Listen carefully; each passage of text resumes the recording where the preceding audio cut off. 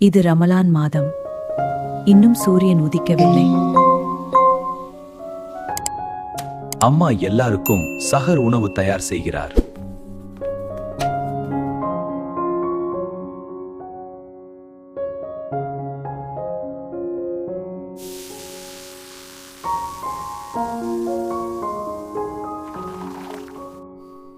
குழந்தைகள் இன்னும் கனவில். எழுந்திருங்க செல்லங்களா, சஹர் நேரம். குடும்பம் சேர்ந்து தொழுது நன்றி கூறுகிறது.